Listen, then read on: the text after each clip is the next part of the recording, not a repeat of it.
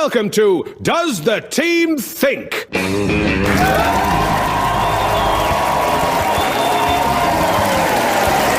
show where I allow a flock of inarticulate and weather-beaten has-beens to voice their taxing and blithe opinions on a variety of questions from you, the brilliant and luminous public. A show that creeps up behind you and treats you like a raspberry. And joining me in tonight's fiasco is Suggs.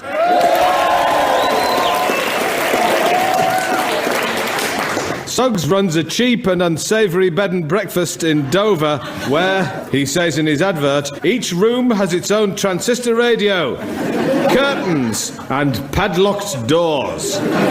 He also claims that his hotel has 4 posters. This presumably refers to the 4 posters of Westlife, sellotaped to the kitchen wall. My next guest is Sean Locke. Hey!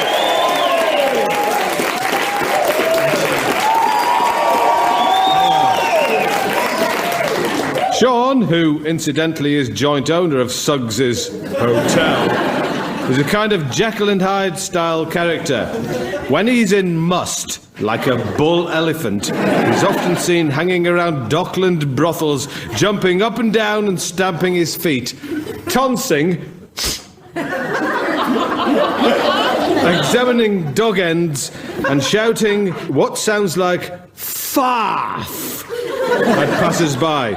Fortunately, tonight he's in a more sobrietous mood. My next guest is Patrick Kielty.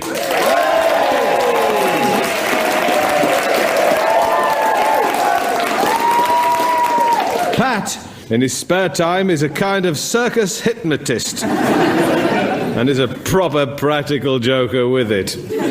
His favourite trick is to hide up your chimney and have a dump. When you look up your chimney to see who shit in your fire, he hypnotises you into thinking he's Eric Clapton, so he can get away with it scot-free.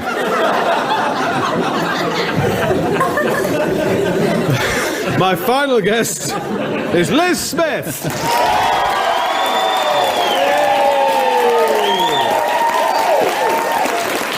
Liz has a wealth of incredible tattoos all over her body, including a copy of the lost map of the secret location of the amazing shop Kingdom of Bacon. Men have offered vast sums of money for her to reveal the enigmatic plan, but as yet she has remained untempted and kept her knickers on. The first question tonight comes from the lady there with the spiral eyes. What's your name and what's your question? Hi, I'm Sheena. Have the team ever bought anything off eBay? And if not, what sort of thing might you be tempted to buy in this way? What have the team ever bought from eBay? Well, I bought a Franklin Mint collection of plates depicting puppies with the faces of Steven Seagal. And I was very, very unsatisfied with plates. Liz, have you ever bought anything from eBay? No, I haven't, because I haven't got the equipment. I haven't got all those, what do you call those machines? Computers. Computers. Well, I haven't, found out about it all yet. That's a shame, because you can only buy them on eBay. It's a catch-22 scenario you've got there. So the unfortunate thing is, I haven't been able to buy anything on eBay. Well, yeah. Maybe one day. Yeah, Patrick, what about you? Have you ever bought anything from eBay? I've bought several things from eBay. I bought a Bruce Springsteen poster that never arrived from America. Oh. Yeah. I bought a watch that was broken. Oh. And I bought a speedboat. Oh. Oh. Is it any good? The speedboat did work. Yeah. Oh, a real speedboat? A real speedboat, yeah. Really? Yeah. You did actually buy one from eBay? I bought I met a guy in a pub toilet one night. This is true. That's not eBay. So as we were at the urinal, he suggested he had a speedboat for sale. And I asked him, could I see pictures? He said it was on eBay. Yes. And I went on eBay and I bought the speedboat. 14 grand. Really? Piece of shit. Most things are posted. Did he post you the speedboat? He did.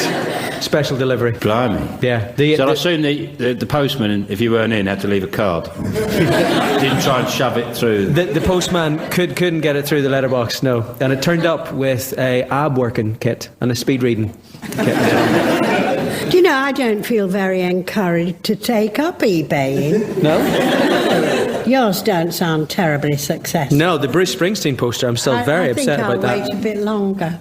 Sean, have you ever bought anything from eBay? Yes, I have actually. And the closest I've ever come to online gambling, I bought a mattress. What a filthy rum-soaked mattress. Well, I'd hope not. It was just very disappointing. I bought this mattress. I thought I'll take a risk. I got there, I got it, and I phoned the bloke up and I said, "What's this massive stain?" Yeah, On the mattress. It was He said- rum. He said, "What stain?" I said, "The big one."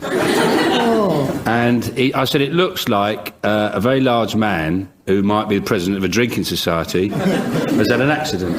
And he came clean. He said, "Yeah, I'm sorry." He said, "I'm sorry about that." He said, I said, "I was a bit skint." He said, "I've been drinking all my money away, and the last thing I get rid of is my mattress." And I felt sorry for him. I didn't feel like I should take it any further. Do you know what, Sean? I wish I'd never sold you that mattress. Suggs, what about you? Have you bought anything from eBay? No, I did. I'm just the same as Patrick over there. I bought my nephew who got into, what's his name, Hitchcock, Harry Hitchcock. What's the comedian? Tony Hancock. Tony Hancock. Good. Right. You can go, I was looking on it the other day, and I was very tempted. There was a tape of woodpecker noises. Oh, I'd be tempted. You could buy about 20 different woodpecker noises, and whether they're having lunch, breakfast or tea, just is to do with the volume of the woodpecking. So you're really loud, you get less a spotted woodpecker having lunch. It's a right racket. Yeah, it's really noisy. But a lot of fun. Yeah. Whereas if it's a green blue-tailed woodpecker having breakfast, it's just brrr. You play the woodpecker to annoy your neighbours. That's why I got it, because there's a guy next door who plays really loud music, so I thought, right, OK, you won't beat this for beats per minute. Put the woodpecker noises on, speakers to the wall. Drum and bass, I'll give you a drum and bass. Drum and bass, that's nothing. I actually adore the sound of a twite. But having said that, let's move on to our next question. And it comes from the gentleman, or the lady down there with the bunny girls. Hi, my name's Yvonne. What's the most embarrassing character trait the team think they've inherited from their family? What's the most embarrassing character trait? Well, my father was a great philanthropist, so I've always collected stamps. What about you, Liz? I have got a complete inability to make up my mind. Is it called procrastination? Is it something like that? It is, yes. Yeah, and I'm full of that. And I don't know where I'm going all the time. I mean, I'll go to the front door and I don't know whether to turn right or turn left. And for many years now, all the way down the garden path, I've been discussing it with myself. And I still haven't got the answer. And you got that from your parents? Is this going I out must or have got coming? it from somebody. Liz, is this coming home or going out? No, that's going out. That's starting the day. You can imagine what I'm like by the end of it. I'm thinking then of all the things I should have done. You wake up in the morning, Wake up in the morning throw the bedroom windows open, climb in. and say, oh, and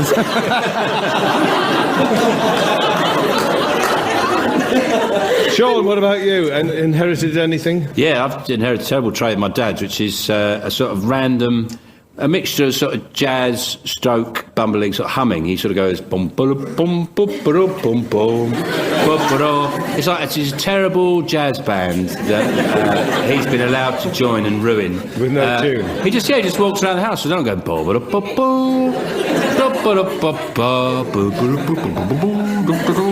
and the worst thing is my stepmum, who he lives with, obviously, she does her version of it, which is So there's him going, bob, bob, bob, bob, But where does that leave you? How do you join in? Yeah, well, I'm starting going, bob, bob, bob, bob, bob. I'm the kid on drums. But it's like Cleo Lane and Johnny Dankworth if they were tone deaf and had no musical talent whatsoever. It's just all you go in there on Sunday afternoon and it's just bob, bob, bob, bob. I'm going to the pub for the free jazz. This is awful. It's basically saying, I've got nothing in my head, but I need to make a noise. There's nothing going on, but hello, I'm here. Ba ba ba ba ba ba ba ba. Do do do do do. Wish I had some thoughts. It's a thing that should be encouraged, I think. Yeah. Have you picked anything up from your parents? Yes, leaving my children for inordinate amounts of time outside pubs with fizzy pop and crisps.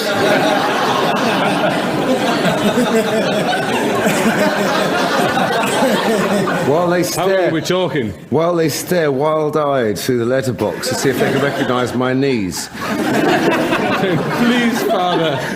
Is that my dad's knees? I can see. He's still in there. OK. Oh, Dad, why'd you have to strip? How old are your kids? They are 25 and 21. Exactly. Right, let's move on to the next question, and it's I from... can get through some fizzy pop, I can tell Yes, you. I'll do. And the next question is from the lady there wearing the vulgar hat. What's your name and what's your question? It's the gentleman named Daniel. Oh, it's a gentleman. And he'd like to know, has the team ever kept a diary? And if so, how honest were they? Has the team ever kept a diary? Well, unfortunately, due to early dyslexia, I kept a dairy. So I'm unqualified to speak on this subject, although Suggs might have something to say on it. Speaking of dyslexia, did you hear about the two dyslexic skiers? No. They're at the top of the mountain, and they're standing there, and they're saying, do you think we should zigzag or zag and zig? And he said, I don't know, should we zag or zig or zig? And then another fellow pops up, and he says, excuse me, we're having a bit of a row here. We're not sure whether to zag and zig or zig and zag. And he said, well, don't ask me, I'm a tobogganist. He said, well, I have an evening standard and 20 number 6. And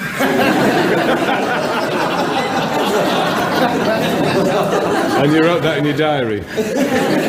In my diary. Or in your But diary, I tell you yes. what, though, I did learn from an old girlfriend of mine, if you do write a diary and you don't want anyone to read what it is, you write the word Egypt over and over again, all over what you've previously written, and it becomes incomprehensible. Really? If they can't If you read want to it... make something you've written illegible, you write Egypt over it. Yeah, but what's the point of writing the diary in the first place if they can't read it and you can't read it? You might as well just had a sit and had a think about your day and then... That's a very good point. It is, That's a very good point. it's a kind of waste of time, isn't it? Mind you, you get to write Egypt really well. He writes a beautiful Egypt, that Suggs. You get He a does not postcard. get up to some stuff. Look, Egypt, Egypt, Egypt, Egypt. He gets about that fella.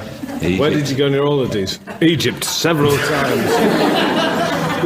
Sean, what about you? Have you got anything never. revealing? Never kept a diary. No, I always thought it was a fool's game. That most Fool's game. errand. Most game. Well, I mean, quite a good idea actually. Rather than write it down, just keep a verbal diary. Record. Right, every day have a chat with a machine about what you've been up to that day. And if You mean like a dictaphone? But they might take that as evidence. Yeah. Not if you actually say Egypt. If you say Egypt, Egypt. over it. Yeah. Egypt. Then you sound like Chaz and Dave. Egypt.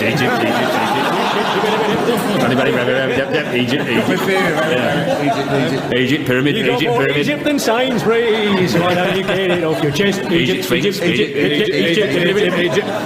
it out the Nile. Right, well, let's move on. The next question is an email from Phi Atkins, and she says, or he says, if the team were to write their own CV, what would they be most proud of and even least proud of? Well, for me, it's making the discovery that Elton John had 2 red tail lights tattooed onto his bottom cheeks in memory of Daniel. But sadly, later learning that there were simply 2 unfortunately positioned boils. Suggs. My proudest moment. I have so many proud moments. Yeah, I mean, I suppose surviving as long as I have, primarily. Living as long? Yes, living, really, living. Because you're quite old now. I'm very old. It's shocking, actually, close up. The gin nose. Appearing at the Philadelphia football stadium with David Bowie. I turned up a bit late, 250,000 million trillion Americans, and I ran on the stage and I slipped off the edge and fell for what seemed like days, and possibly was, onto my coccyx on a lump of scaffolding. But it was during the Great Madness number, One Step Beyond, which is an instrumental. So I had time to climb back up. Well, you got away with that. I suppose I did. Sean, what about you? I followed Tom Jones at Wembley. You followed him? What do you mean? Round the back streets of Wembley? From the station. Hardly a high point. From the station. You got there before me, Vic. Oh, sorry. Give us a chance. Yeah, so I did a benefit gig. It was for Amnesty International. The less important you are at benefit gigs, rather than going earlier, you go later, because all the big acts say, I want to go on first and get drunk in the bar. And they said, so you're going on last after Tom Jones. And the only reason he was going on there was because he had a gig that night. And I was going, Tom Jones? I could go after Tom Jones? He's like one of the greatest entertainers in history. People go mental. They go mad for him. And they said, and also, you can't take the piss out of Tom Jones. Patrick, you must have some very disappointing moments on your CV. The high point of my career was a friend of mine called Ben Walsh from County Mayo won £7,000 on a horse, and we went on the piss and we ended up at the Pope's funeral in Rome. And we actually brought suits with us, and I used my BBC pass, pretending I was a reporter, to get in to report inside the Vatican. And we actually did. And so we bribed a policeman. There was a queue for 14 hours to get in to see the Pope, and we bribed a policeman. And because the Italian Secret Service were wearing suits and sunglasses, and we were wearing suits, once we got into the Vatican, no one stopped us. And we actually got to the top where the coffin was, and we were directing people past the Pope's coffin. And that's, I would say, is probably a high point of my life. That's a high point. Liz! Well, I can only say I've got regrets about my CV. It all took me so long. So blooming long. That's really my main regret. It took so long. Good. Well, we got there in the end, didn't we? Right, well, the next question comes from, the lady down there vomiting into her dowry. I'm Andrea. Does the team know the real answer to marital harmony, or something as near to the real answer as they can? Ooh, that's a complicated and very complex question, isn't it, Sean? Mm-hmm. And you should know. Why don't you perhaps astonish your spouse at least once a day by wearing a garish bonnet? Or perhaps cover your face in goose fat? That's what I would suggest. That's my thoughts. What about you, Patrick? I think separate bedrooms. And Are you married? I'm not married. So it's just guesswork. I'm just guessing. I think separate bedrooms. Yeah, and I think, if you wanted to hang out in a Morecambe and Wise type way in the one room, that's fine. If you wanted to be a little more racy, Bert and Ernie from Sesame Street. But lost me there. Yeah. Well, I can see what you're saying about the idea that men just marry each other, just get out of the way. Oh, right, I'll get on, we're fine with you. Yeah. Let's get married. And then we don't have to worry about after getting married or meeting a woman or settling down or ever being happy. We just sit here watching telly. Well, it'd be one way of getting rid of the population, wouldn't it? If that's what's on your mind, that's what Liz, we want. Yes, Liz. If getting rid of the population is top of your agenda, We make the numbers. You never struck me as a genocidal maniac. But, You've been married once, haven't you, Liz? I have been married once, yes. And I think, honestly, the answer to this problem about marital relationship is divorce. That clears it up. Sorts it out, doesn't it? Yeah. That sorts the men out from the boys, doesn't it? What about you, Suggs? You're happily married. No, I am married. Yes, I'm married. And the answer to marital harmony is the answer yes. Do you ever startle your wife each day with something new and exciting, like a ferocious new beard? No, an extravagant bonnet does me. Yeah. An extravagant bonnet does me. A startling bonnet. A startling bonnet does me. What about you, Sean? You must startle your wife constantly. My theory is attack, attack, attack. Yeah. The happiest relationship I've ever seen. From in front or behind? Anyway, over the bonnet or under the bonnet? Attack. The happiest relationship I've ever witnessed is Clouseau and Cato. They're very happy together. Every time he comes in the house, attack! He attacks it. They have a good old fight, dust up, get it all out of the system.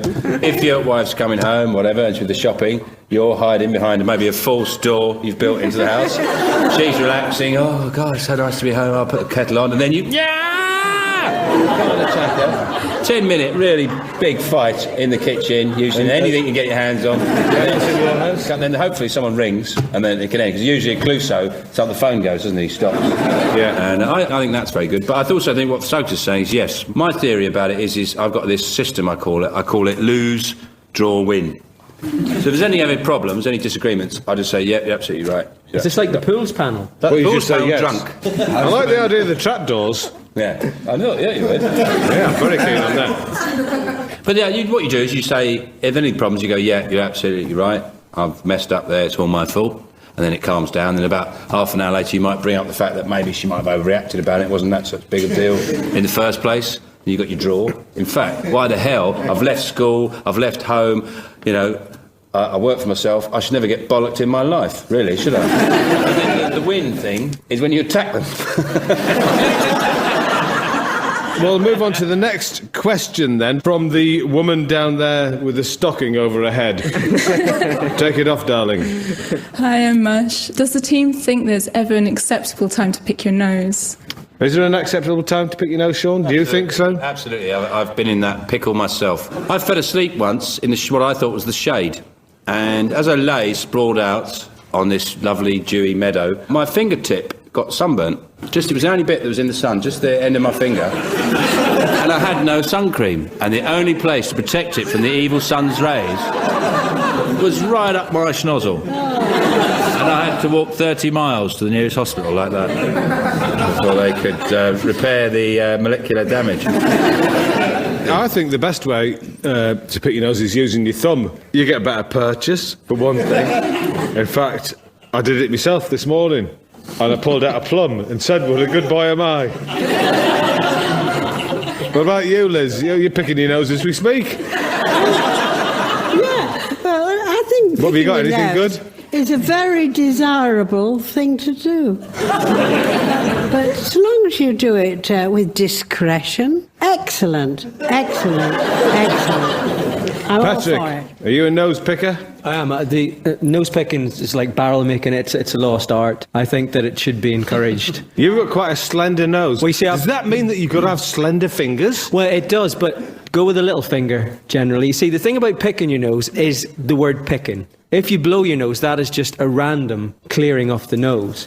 Whereas you can choose which ones you want to leave up there and which ones you want to actually take out. And, you know, I think that's much more selective. Do you scrape around on the end? I do scrape around. And the other thing I'm finding I have to do now, as I get slightly older, I actually have to put scissors up my nose to cut the nose hair so I can get a pick. Because sometimes the bogies... I use shears. Because sometimes what happens is the bogies actually form over two hairs in the nose and you try to actually take the bogey out. He's an expert. I am. I thought I knew it all. You've met your man. I think everyone says it's terrific. It is terrific. Thing to do. It's very satisfying. It's very satisfying. Thank you, Patrick. It's one of those things that you want to do, but obviously it's not fair on others. Nobody wants to watch that, do they? Why not? Well, there'd be a nose-picking channel. There'd be a nose-picking show. People could fill out the Albert Hall, just, hold on. picking their nose. Just, I mean, one of the country's greatest nose pickers on tonight. Hold on. Nobody Do you wants know to watch. what? That's a good idea. Nobody wants to watch nose picking, do they? Sean, Nobody wants to see you pick your nose. let's face facts. We are scratching the surface of eating your bogies. Well, no. Is what you're That's- alluding to here. That's just wrong. I used to sell mine to fishermen because they were vaguely salty and they attracted carp. And they'd pay.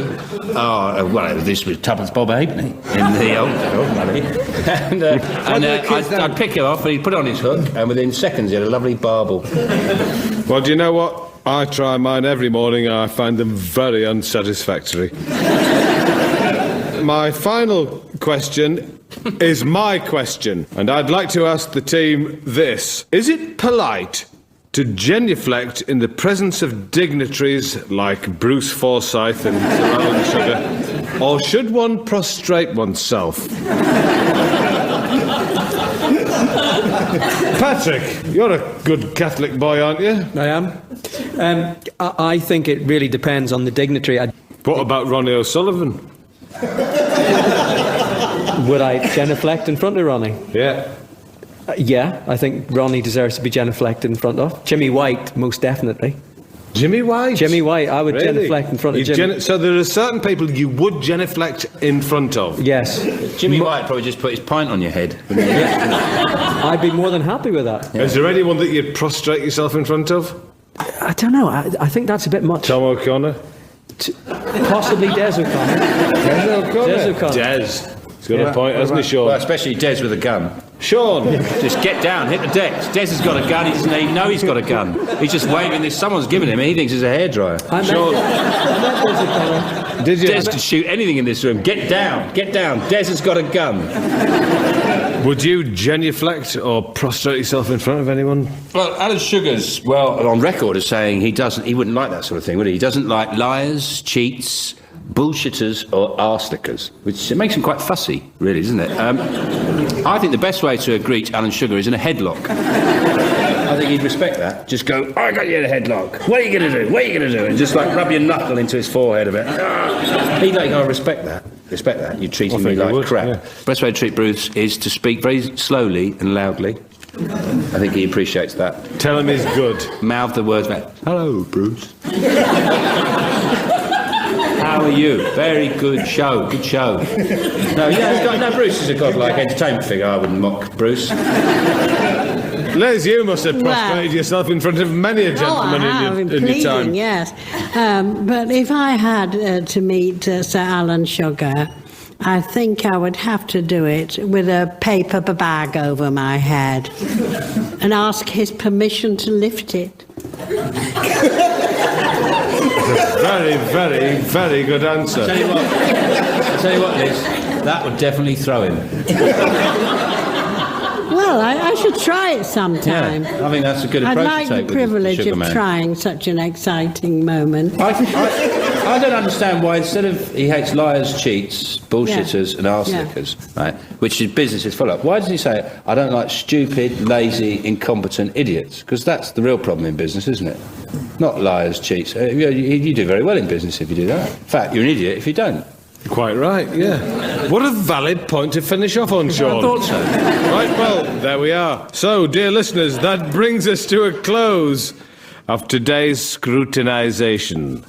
I do hope you now possess a more profound comprehension of our subjects under examination via the shrewd sagacity of my guests. I know I am. Goodbye.